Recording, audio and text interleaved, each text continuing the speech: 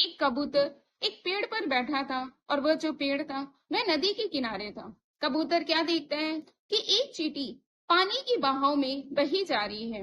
वह चींटी अपने प्राणों की रक्षा के लिए हर संभव प्रयास करती है, लेकिन उसके आसपास ऐसा कोई साधन नहीं होता है जिसकी वजह से वह अपने प्राणों की रक्षा कर सके, अपने जीवन का बचाव कर सके। चींटी को देखकर ऐसा लगता है कि थोड़े ही क्षण में वह चींटी पानी में डूबकर मर जाएगी। कबूतर को यह सब देखकर बहुत ही दया आती है और वह कबूतर उस चींटी की सहायता करने के बारे में सोचता है। वह कबूतर पेड़ से एक पत्ता तोड़ता है और चींटी के एकदम नजदीक जाकर उसको फेंक देता है।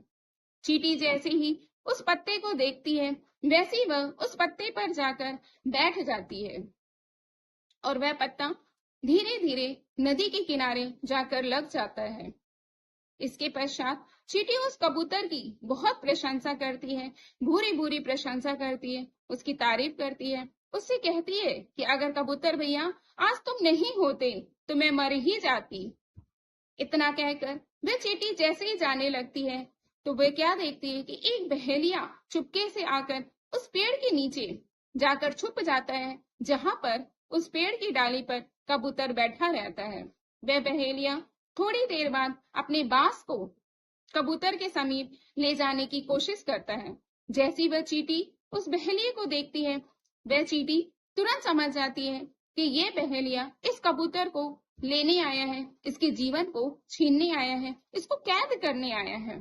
क्यों ना मैं इस कबूतर भैया की सहायता करूं। चींटी का बस चलता तो वह इस कबूतर भैया को आवाज देकर सावधान कर देती कि कबूतर भैया देखो, ये बहेलिया आपको पकड़ने आ रहा है। लेकिन चींटी बोलने में असमर्थ थी। वह चींटी सोचती है कि मैं कैसे इस बहेलिए से अपने कबूतर भैया की रक्षा करूं, जिसने अभी थोड़ी देर पहले ही मेरी सहायता करी। वह चींटी उस बहेलिए के पास दौड़ कर जाती है और उसके पैरों के ऊपर चढ़ जाती है। वह पूरी ताकत से उस बहेलिया की जांघ पर काट लेती है, जिसकी वजह से वह बहेलिया एकदम तड़प उठता है और उसके हाथ से बांस का डंडा छूट जाता है। इतने में ही पेड़ों के पत्तों में झंझनाहट होती है और कबूतर सावधान हो जाता है और वह थोड़ी देर बाद उस पेड़ से उड़ जाता है।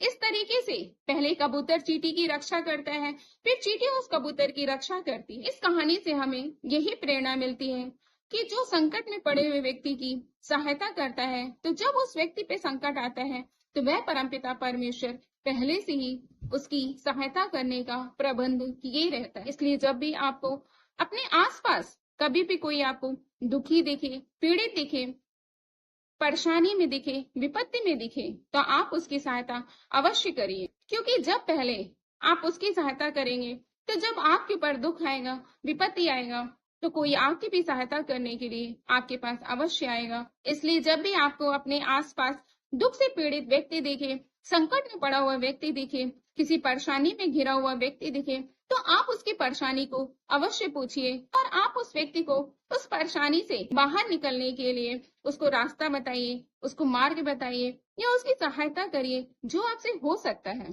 क्योंकि जब हम किसी व्यक्ति की सहायता करते हैं तो एक न एक दिन जब हमारे ऊपर विपत्ति आती है तो वह परमपिता परमेश्वर, वह ईश्वर हमारी भी सहायता अवश्य करता है।